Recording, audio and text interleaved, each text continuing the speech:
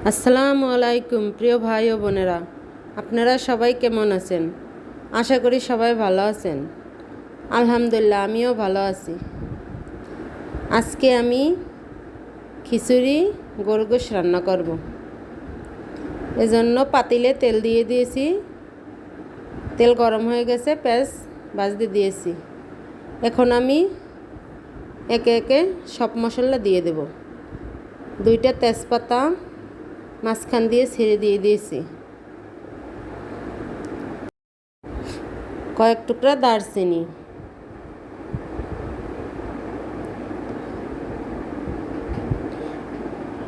এখন বাকি মশলা দিয়ে দেব। কয়েকটা গোলমরিচ এখন সুন্দর করে ভেজে নিব।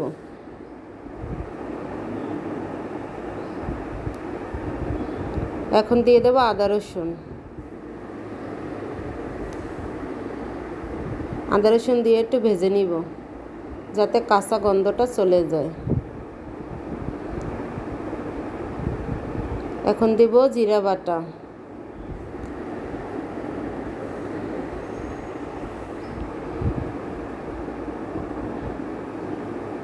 ধনিয়ার গুঁড়ো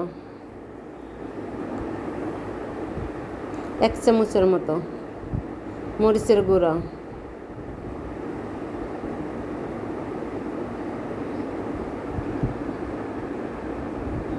হলুদের গুঁড়া,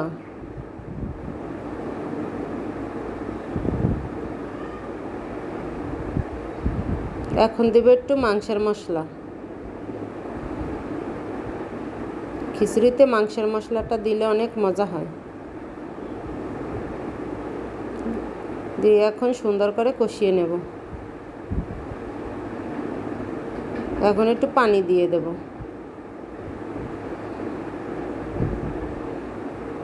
পানি দিয়ে সুন্দর করে কষিয়ে নেব।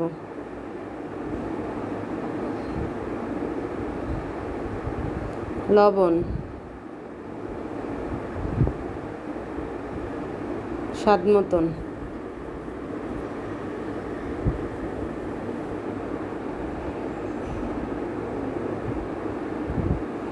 এখন এখানে আমি গরুর কিছু চর্বি, ফ্যাপসা এগুলো খিচুড়ির মধ্যে দিব।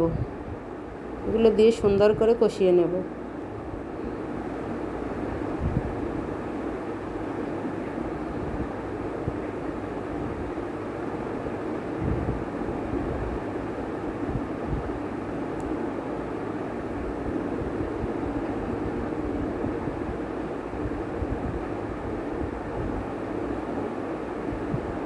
মশলার কষানি হয়ে গেছে। এখন একটু পানি দিয়ে কষিয়ে নেব।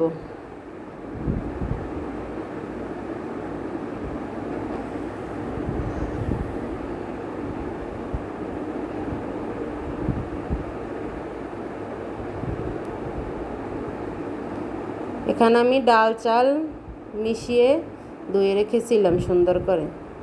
এখন গোস্তটা কষানো হয়ে গেছে, এখন চালগুলো দিয়ে দেব। চালগুলো দিয়ে সুন্দর করে নেড়ে চেড়ে কষিয়ে নেব।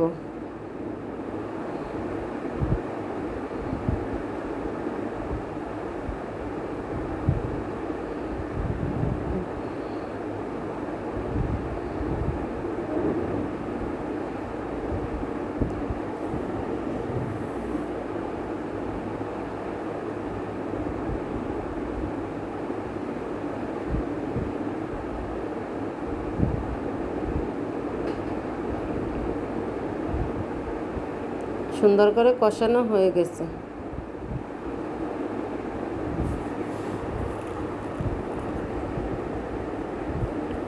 এখন আমি পানি দিয়ে দেব পরিমাণ মতো।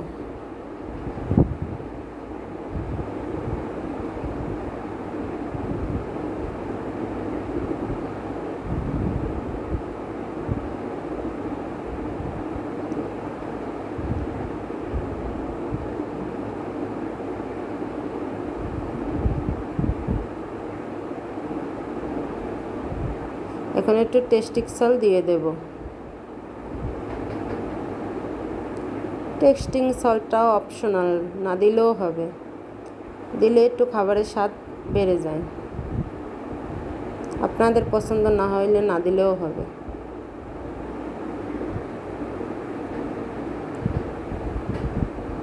এখন আমি সুন্দর করে নেড়ে চেড়ে দমে দিয়ে দেব।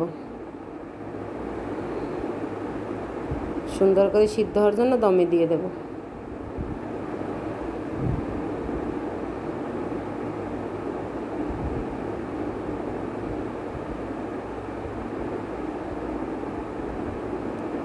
সুন্দর করে ঢেকে দিয়েছি। এখন আমার খিচুড়িটা হয়ে গেছে। সাথে আমি গরু গোশত রান্না করব আলু দিয়ে। প্রেশার কুকার চুলার উপরে দিয়ে দিয়েছি। গরম হওয়ার পর তেল দিয়েছি। এখন আমি পেঁয়াজ কুচি দিয়ে দেব, দিয়ে একটু নেড়ে চেড়ে ভেজে নিব।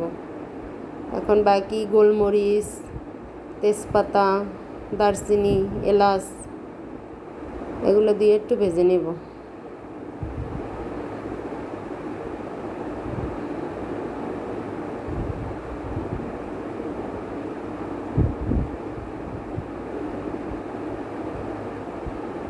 আদা রসুন বাটা,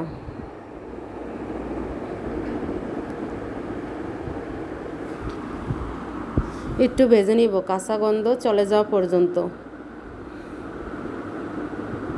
এখন আমি দিয়ে দেব জিরা বাটা।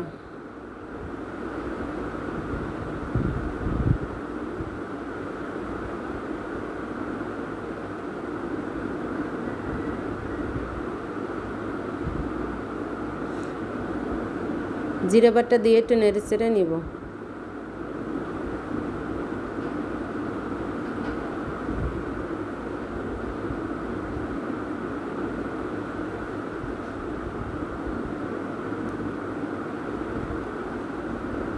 এখন দেব লবণ, মরিচের গুঁড়া,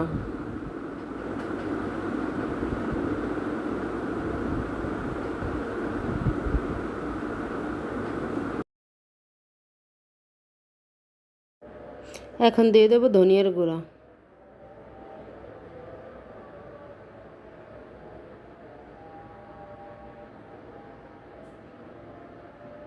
হলুদের গুঁড়া। সুন্দর করে কষিয়ে নিব।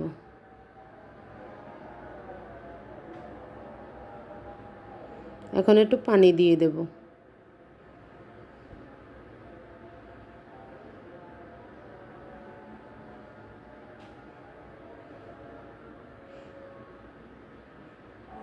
এখন দিব একটু মাংসের মশলা।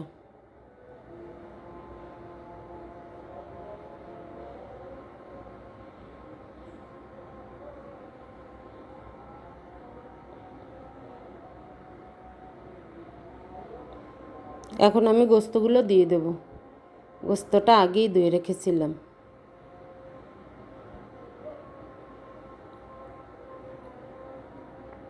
গোস্তটা দিয়ে সুন্দর করে কষিয়ে নেব।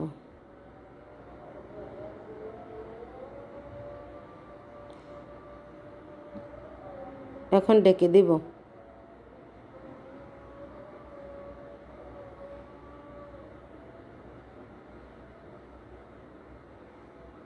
সাথে আমি আলু দেব। আলু দিয়ে সুন্দর করে একটু কষিয়ে নেব।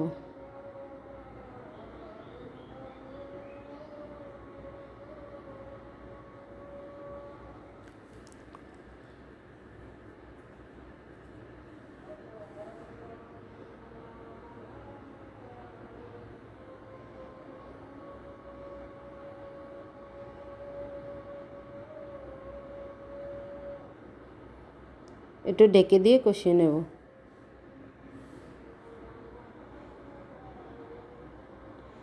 কষানো শেষ। এখন পরিমাণ মতো পানি দিয়ে দেব সিদ্ধ হওয়ার জন্য।